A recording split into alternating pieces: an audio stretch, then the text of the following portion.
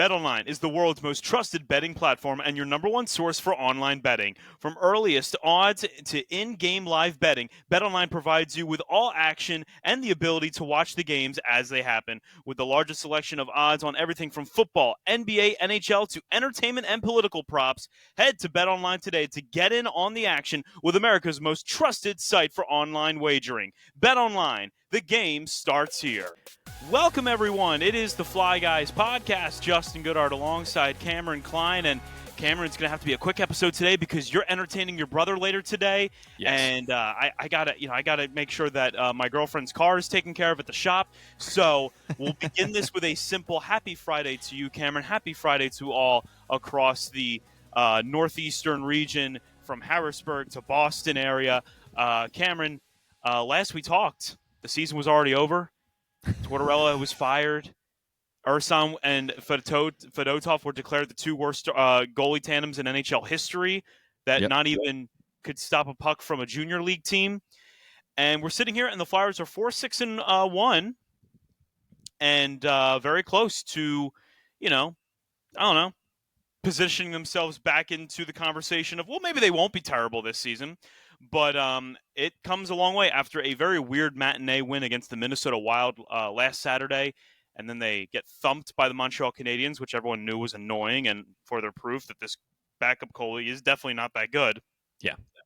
Flyers do something that they have not done since, in totality, not since 2010, but in the regular season, they hadn't done it since January 2nd, 2006. Cameron, they went to TD Garden, a perpetual house of horrors for them, and they found a way not only to beat the Boston Bruins, but they shut them out in that game.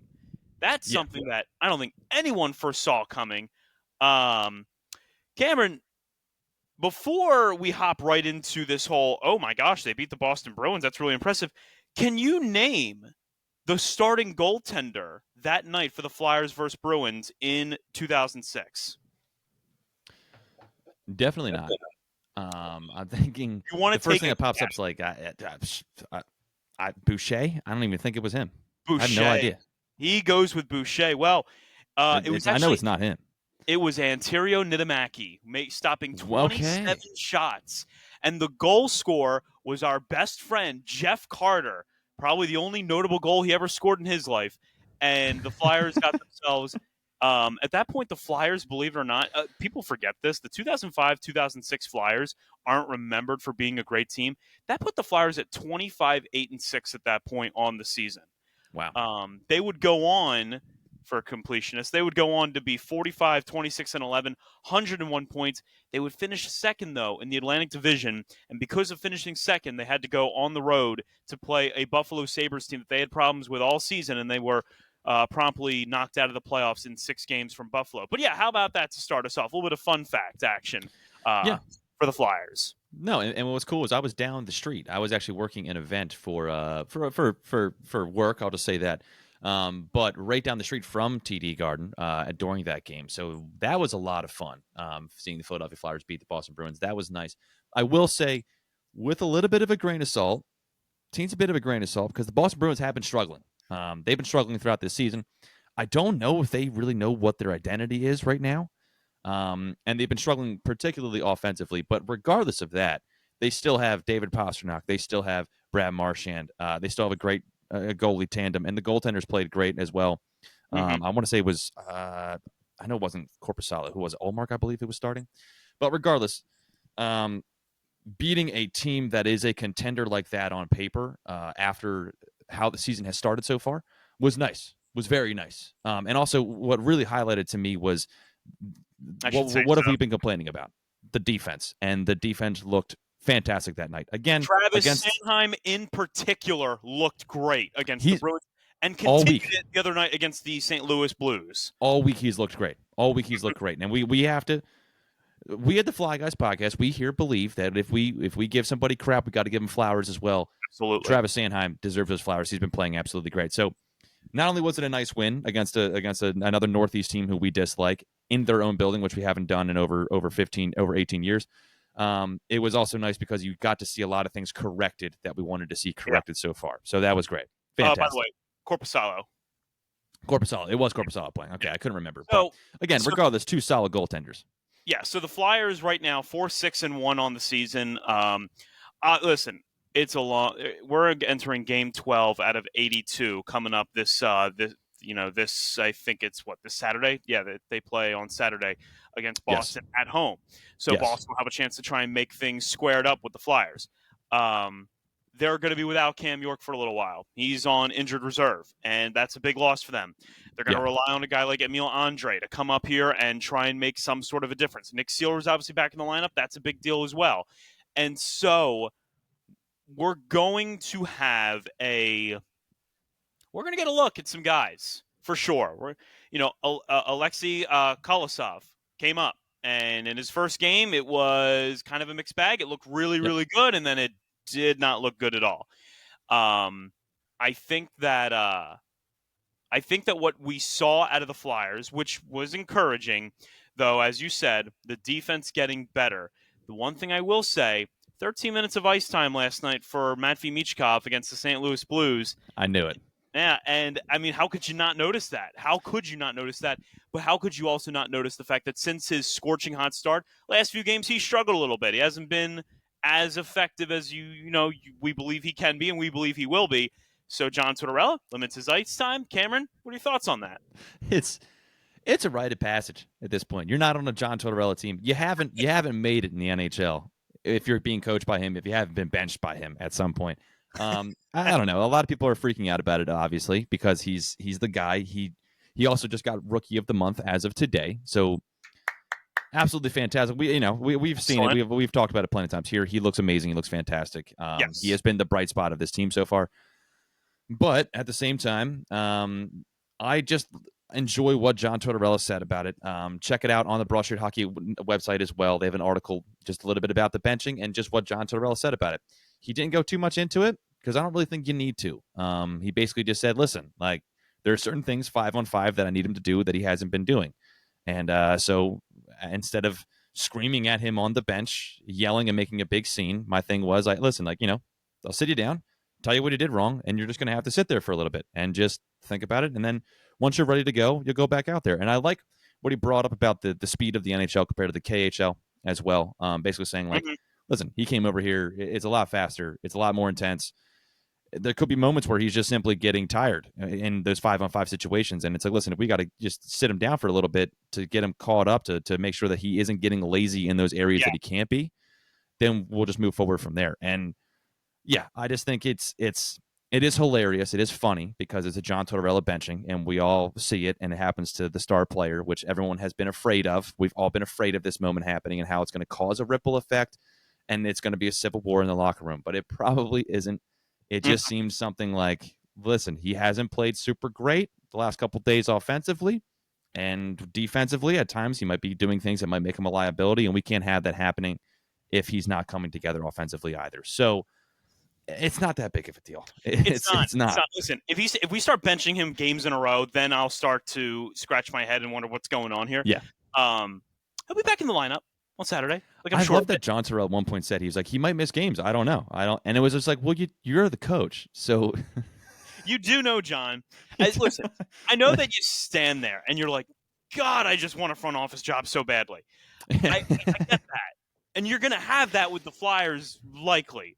Yeah. But man, it's just so funny to listen to him talk sometimes because you're just not getting 2010 John Tortorella anymore. You're getting Grandpa Torts. That's what this is. This is all Grandpa Torts. Where it's kind of like how every time when I was younger, my grandmother barked at me or maybe gave me a little slap on the cheek and all that stuff. It was shocking because Grandma was always this very sweet, wonderful, woman.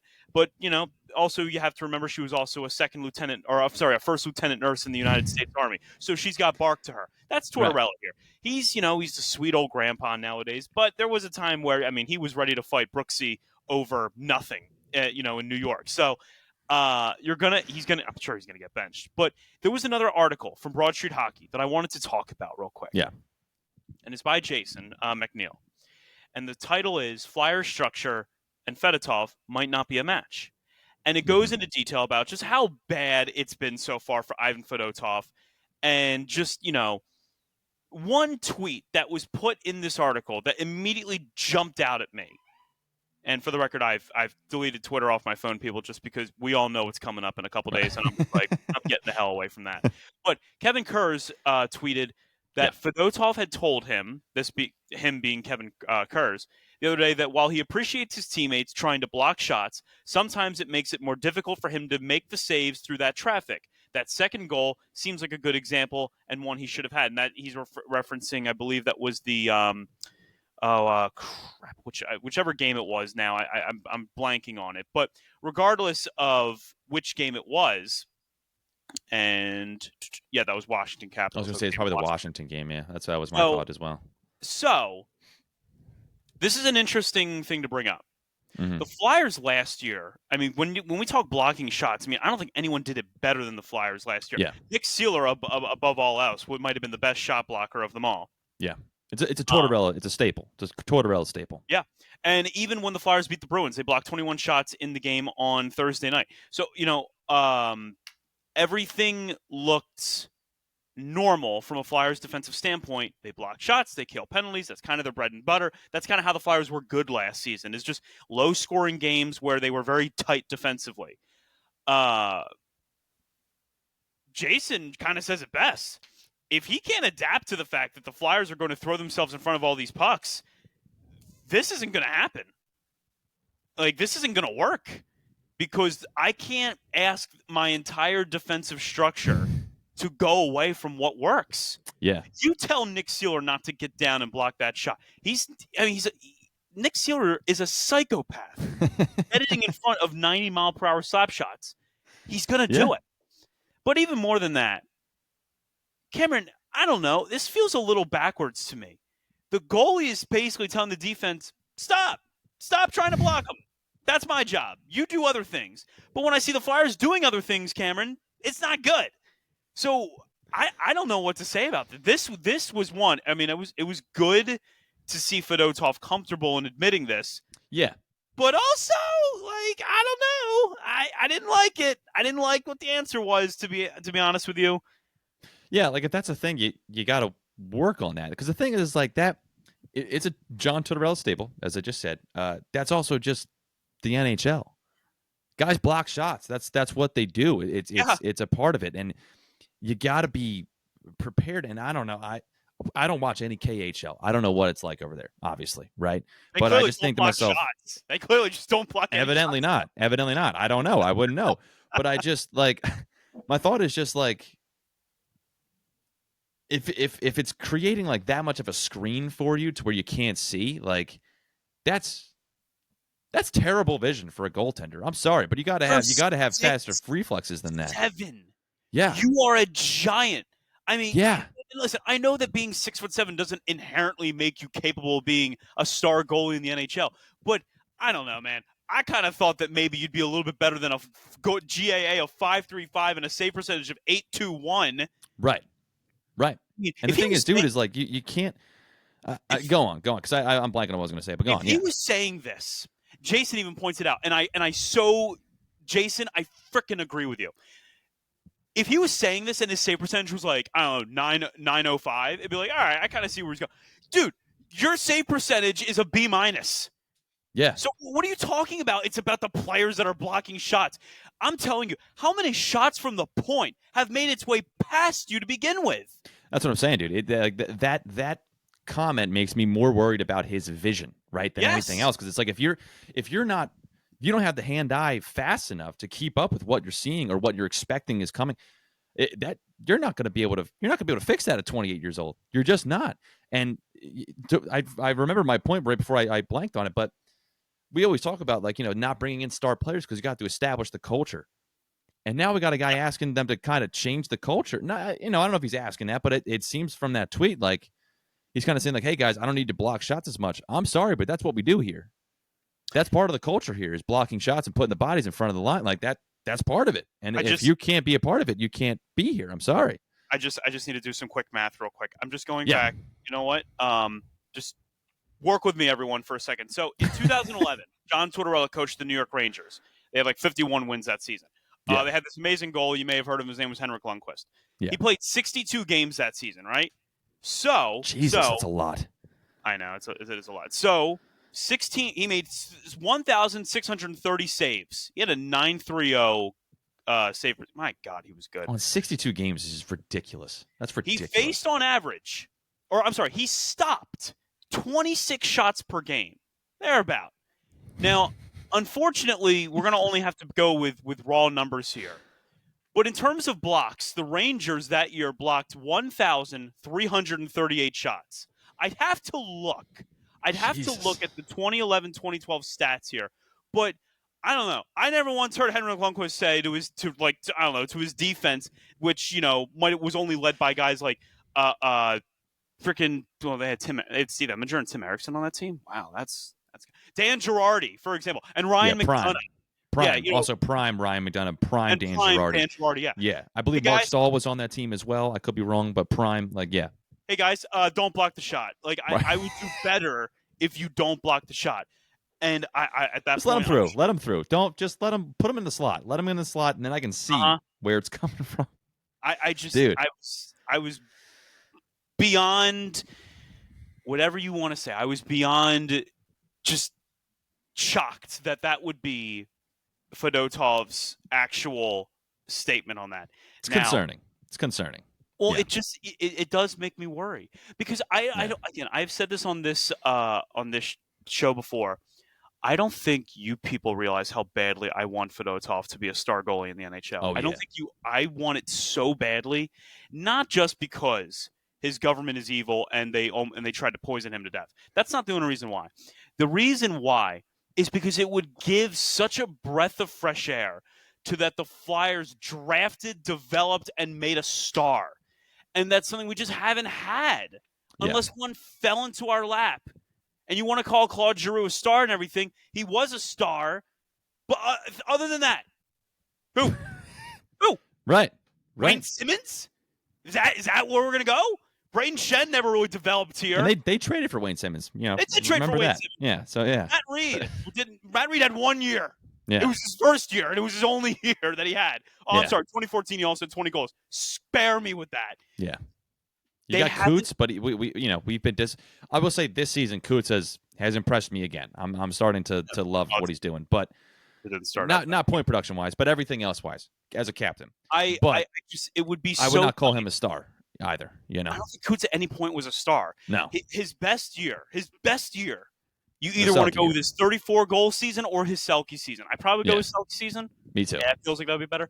Yeah, but ultimately it sucks that we're at this state with Fedotov, and we're going to see more of Kolosov. And I'll tell you what, if I hear from Kolosov, it would really help if you're not blocking as many shots. I'm going to jump through the screen, and I'm going to grab these two KHLers, and I'm going to scream in their face. Well, that also makes me concerned because the Flyers have this other goalie prospect in the KHL who's killing it. Stop me if you've heard this before right now. Yeah.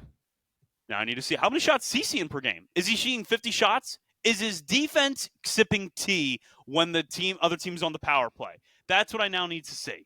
Because it's just so weird, in my opinion, for a goalie to be like, I would prefer my defense don't do any heavy lifting. Yeah. Yeah. By the same token, I do have something else to say. Sam Rosen had a few rough games in a row, and then he had a shutout, and then he had a really, really nice performance the other night, or last night against the St. Louis Blues. Yeah, that's very encouraging. His goals against average is down to 272. His save percentage is probably with the rest of the team somewhere around 32%. But find out what his save percentage is right now. We've seen so many times this season. The Flyers 897. 897. All right, well, it's definitely gone up the last two games. It has. We've seen so many times this season the Flyers defense just leaving Fedotov, Kolosov, and Ursan out on a freaking island. Yes. And I do not at all fault a goalie for being left out on an island. There is only so much a goalie can do. But what I will say is this. It is never okay for the opposing team to get a shot on goal as a whole. It's never okay for that to happen. Because when another team gets a shot on goal, that means a mistake was still made. A tiny one that happens like 50 times per game. Right. So in those moments, when the other team does get a scoring chance, when our defense can't block a shot, when someone is going to go in on, I don't know, a 2-on-1 or a breakaway, or it's a 4-on-3 power play, a 5-on-4, a 5-on-3, whatever which way you want to cut it, I need my goalie to make a few saves. Yeah. I need it. We saw a little bit more out of Ersan, which takes the punch out of what I'm trying to say, because a few nights ago, guys, I was so ready to light up this goalie situation like none other. Yes, he was. But then that ass wipe, Ersan had to have 2 back-to-back great games, and so now this kind of takes the punch out of what I'm saying, which he's entitled to continue to be an ass wipe. But my goodness, you got to make a save. I need a save. That is why you have a goalie in the NHL, because sometimes you need him to make a save. Yeah, that's what makes them arguably the most important position on the ice, right? Like, it's not the same as a quarterback, because like the quarterback has the ball in his hands, so like they dictate everything. But it's kind of the closest thing, honestly. It's like that is the backbone of the team.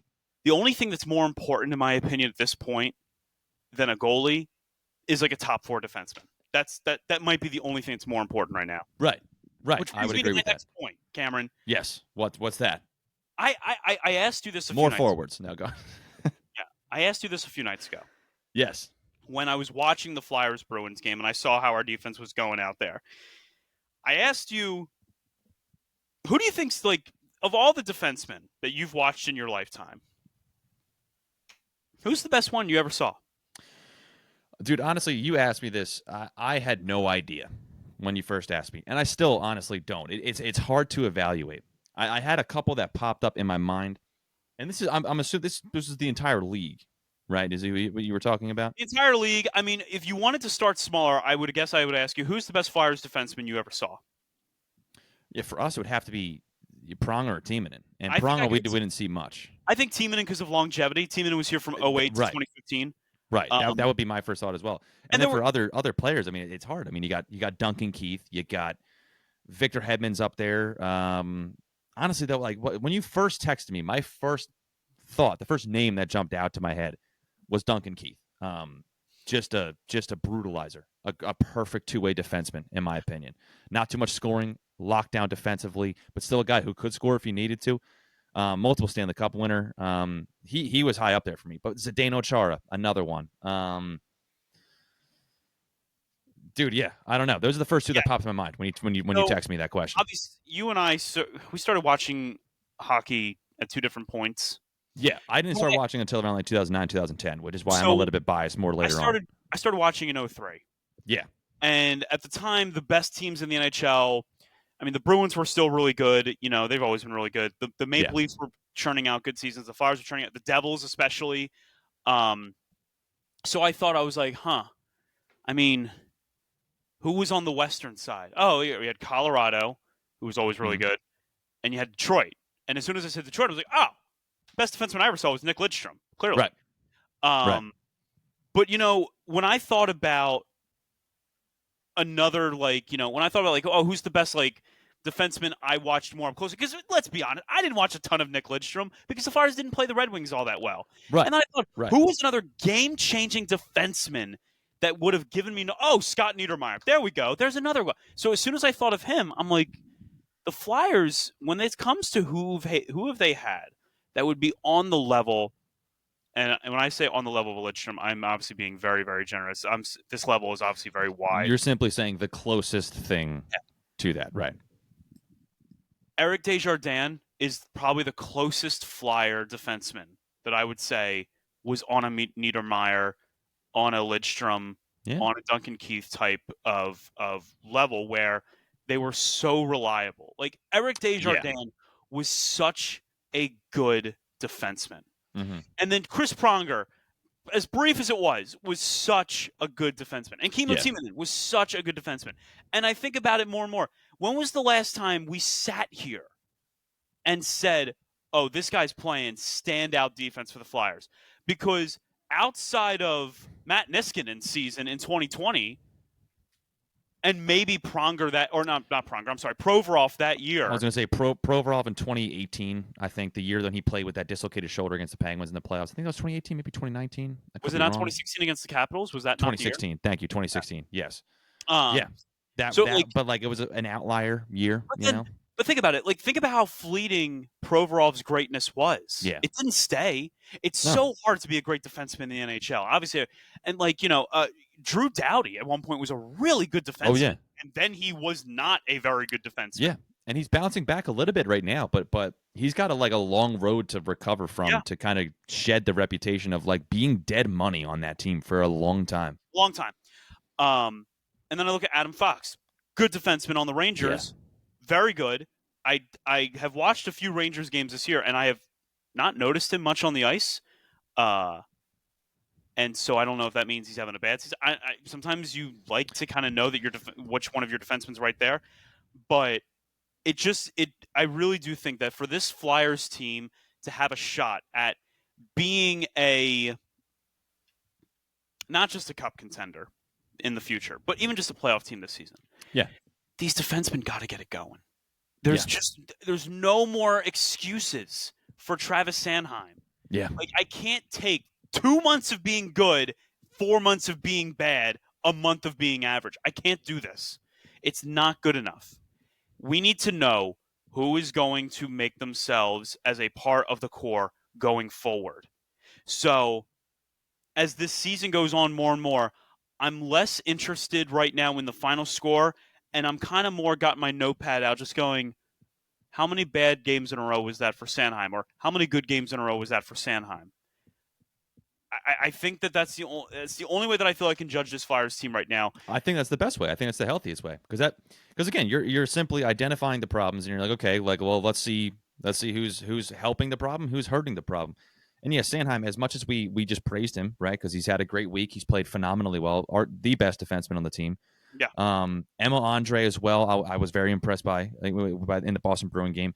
And Todd Federick on the radio call was talking about how much of a team player a guy like Emil Andre is and how much he helps in the locker room. That's great. But Emil Andre is a guy who did not make the team coming out of preseason, right? And Travis Sanheim is a guy who is very wishy-washy, as you just put it. 2 months on, 1 month off, 4 months on, 3 months off. Every other season, he's having a great game. When we had that interview with Charlie O'Connor a couple months ago, we asked about him, like, well, what are we going to see from Sanheim? Is it going to be one of those on years or off years? And he was like, that's a great question because we don't really ever know. Yep. And even when he's on, as great as he is, I still don't put him in the same league as like a prime Timonen, as a prime Pronger, Niedermeyer. And granted, Niedermeyer is like the ceiling, right? Lidstrom's like the ceiling, but I wouldn't put him at those parts right now. And it's like, that's, if you want to be that contender, all of those great contending teams have those players. Yep. Adam Fox is arguably one of the best defensemen in the league. And like you said, you don't even really notice him half time on screen. But the guy's numbers and his plus minus, which I know is somewhat of a flawed stat, but his numbers do not lie. That kid is an absolute he's just, you put him on the ice, you're a +2. That means something. That means something. That means a lot for a defenseman like that. We don't have anybody like that. We don't have anybody, in my opinion, close to that. And our ceilings for guys is like, well, we'd like for him to be a consistent top 4 defenseman. We need better than that. We need better than that. We need consistency. If you're going to be a consistent top 6, fine. Be consistent. Right. Do not be an inconsistent top 4 because then you're not a top 4 at that point. Exactly. I couldn't put it better. Could not put it better. This is where we're going to find out who's going to be here going forward. And I know that we focus a lot on defense, but it's not just defense either. No. The Philadelphia Flyers have got some frickin' questions to ask about their own guys. Let's just break down the points right now. Let's just break down, who's doing what. Travis Konechny, 10 points in 11 games. He's starting to heat up a bit more. He's looking good. He's looking playing good. Playing up to snuff. Second only behind him is that damn rookie that has to be benched, Matvei Michkov. Then you get Sean Couturier and Joel Farabee up there in the top 4. Owen Tippett, 1 goal, 5 assists. Tips. Need more. Come on, need more goals. How many, real quick, because I'm not looking, how many shots on goal does he have this year? Oh, do you think he leads the team is a better question. I would hope he does, but he does not. He does not. He does not lead the team. He has 26 shots on goal, which would place him at 3rd on the team behind Travis Sanheim and behind Travis Konechny. I love Sanheim. I love that you're scoring goals. He should not be in top 3 shots on. He shouldn't. I'm sorry. But No. come on, we need more out of the forward. That's Um, not the flaw of the forwards, though. but I got Keep a shooting, question. Travis. What's up? Where the hell is Morgan Frost? He's your boy, man. You tell me. I don't know. I'm begging the guy. Please. I don't know, dude. I don't 0 know. goals. He has looked good defensively. He's looked good on the penalty kill. But yeah, no, you're right. I don't know where he's been. He has 0 goals, 5 assists. He's a -11. He has the worst minus on the Flyers team, which on a team like this feels impossible. He is only second to Yegor Zamula, which I got questions about him too. Don't worry. Yeah. As like I bitch so much about Rasmus Ristolainen, but Jamie Drysdale looks far worse, right? And Tyson Forster, 2 goals, 1 assist, 3 points in 10 games. This is a problem because the more and more these guys don't produce, the more they don't develop. Because you need a base of success to build off of when it comes to development. So it's not a matter of just being like, oh, I just want to see them have the most points because that's what'll look good on the stat sheet. It creates a standard of this is how I've been successful. This is how I'll continue to be successful. Right. If Tyson Forster is doing the same things that he was doing in his rookie year that got him 20 goals, but he's only got 2 goals for 10 games, then guess what? There's going to be some inconsistencies growing in his game because he's going to be doing different things to try and fix what the heck's going on. Yeah. Yeah. You're going to get frustration. Frustration leads to anger. Anger leads to hate. Hate leads to the dark side. We're not Sith Lords here in Philadelphia, all right? We're this is the Jedi Council, and we can't have that. Hate leads to being traded to the Columbus Blue Jackets. They're actually playing pretty well. Good for them too this year. They're playing pretty well so far. It's kind of hard to hate on the Columbus Blue Jackets. It is. But I know what you're saying because they have been kind of the basement of the league. Now that the Coyotes are no longer a team, Columbus has kind of turned into the team punching bag. I want to see how Utah is doing right now. Hey, look at Utah, 5-4-2. Good for them. Man, it's amazing. You know what? Arizona, you're such a freaking waste. Yeah, that was a bad situation. But no, they need to do more. They need to do more, especially like Tyson Forster. Like, yeah. I don't know. You put it better than I could have. We just need more.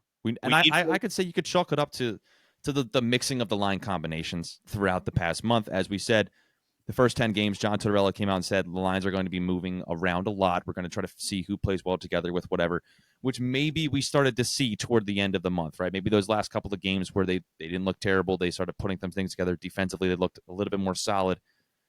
Maybe we're going to start to see that. But for the first month in, it's concerning. It is concerning. I'll say this, the Flyers, with their last 2 performances, are no longer dead last in save percentage as a team. They are now tied for dead last, which progress is progress. They are tied for dead last in save percentage with the Colorado Avalanche, which, boys, what's going on over in Denver? What's happening? It's a hangover without the victory, man. Hangover without the party. That's what it is. It's that frustration, man. It's built up. Goodness gracious. I don't know. I honestly don't know. I haven't watched any of their games. I don't know what's going on.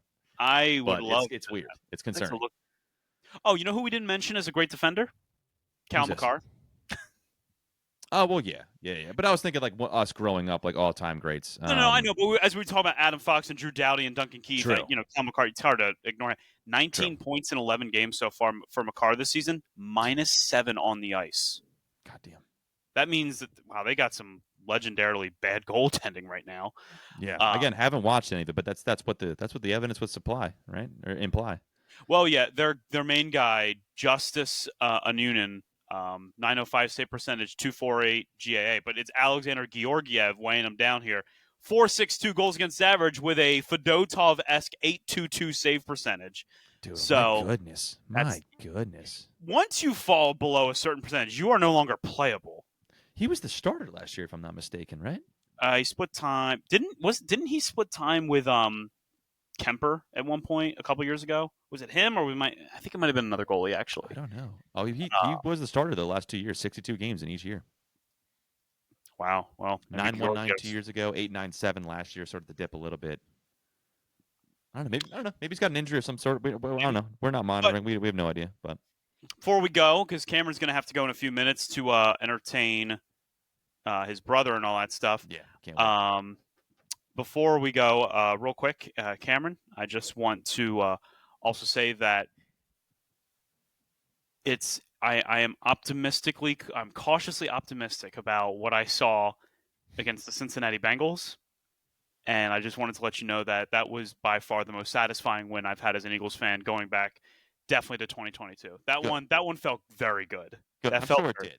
I'm sure it did because the start of that game was you're starting to see some prime Penn State Mike Gesicki, and he was getting a little concerning. But no, they got it together, and then Jalen Hurts looked like Jalen Hurts of old. They looked fantastic. I'm proud of you. I'm happy for you, and I'm happy that Tori. I believe that was the first game she watched with you, correct? Tori didn't watch the game with me, no. Oh, okay. Wise woman. Wise woman. But You that know, would have been nice. I decided to go home and I watched the game with my dad. That was probably the first game we had sat down and watched together probably since Super Bowl 57. Wow. So, and we were having a good time. I mean, it's a good time when like Barkley runs the one guy over towards the end of the game and he's about to score, but he just steps, like his momentum carries him out of bounds. And my dad, he does the old man. He flings his arms. Like, oh my God, you got to score! But like, he starts laughing as I'm doing it. I'm like, that's how you know it's going to be a good game, but or a good moment. But what did I tell you weeks ago? What did we talk about weeks ago? The feel good moments of football. What was the most fun part about that game? Was it the long touchdown pass to Devontae Smith? No. Was it the 4th and 1 stop on Jamar Chase? Hell no. It was the car ride home listening to Eagles post-game live on the radio with everyone in a good mood. And I'm just like, this is awesome. The Cowboys are probably going to lose tonight to the Niners. This is great. I love it. And they did lose to the Niners. Oh, my gosh. That was – we knew that was going to happen. That's why football's amazing. For listening after your team wins is just so much fun. Yeah. Oh, nice. I love it. And the Eagles, maybe I'll feel that again someday. I don't know though. We'll see. No. You guys, who do you guys got this week? Do you know? Nah. I'll wait till you see it. Scott. Oh, is it really? Yeah, in Buffalo. Yeah. Oh my God. Oh yeah, putting it to the test. I will say, offense looked great. Tua looked great. Happy for him. They did look great. When is the last time you guys won in Buffalo? Do you know? Oh, in Buffalo? I couldn't tell you off the top of my head. I do not know. I have no idea either. But also there was another thing I saw. I wanted to ask you before we go because, so I was looking back at when NFL did, like the Mount Rushmores for each team. Yeah. And I'm trying to pull it up right now, but essentially I think they had like Dan Marino. I think they had Larry Zonka. I forget the other two that they had on there. And I wanted to see, like, do you think that someone like – they had also Jason Taylor on there. And they had someone else on there that I didn't really know enough about their game and everything. But I was like, I know that he was I know that people say he was a bit of a stat merchant. I feel like Zach Thomas probably belongs somewhere on that Mount Rushmore. Zach Thomas was, like, he was an All-Pro multiple times over. Yes, he was. I mean, he's a Hall of Famer. I'm assuming you can hear my dog barking, but that means your brother's here. He is, and I'm very excited. But no, to me, it's either Jason Taylor or Zach Thomas. It's one of those two. Yeah. So either one. 7-time Pro Bowler, 5-time All-Pro. I mean, he was one. He's one of the greatest linebackers that no one ever talks about because those Dolphins teams just weren't good enough. It wasn't like a Bears Brian Urlacher or anything like that, but he was still very good. His numbers are very similar to Brian Urlacher's. Again, like you said, there was some stat padding here and there, but not really. Like Peyton Manning cited two players that he would always worry about outsmarting him on the field: Ed Reed, and the other one was Zach Thomas. Ironically, Zach Thomas said he's like, I had no idea what Peyton was thinking. I just kind of went off instincts and just kind of did whatever. I wasn't thinking at all. If Peyton Manning's mentioning you as a guy he had to be worried about, then I think you are in rarefied territory. Yeah, not many people get mentioned in the same breath as Ed Reed. But with that being said, your dog's alarm is telling us that it's time to end the show, and we will be ending the show for the Fly Guys Podcast. His name is Cameron Klein. My name is Justin Goodhart. Be sure to follow us on Instagram at Fly Guys Podcast. As always, the Fly Guys Podcast is presented by Bet Online. Be happy, be healthy, and as always, let's go Flyers.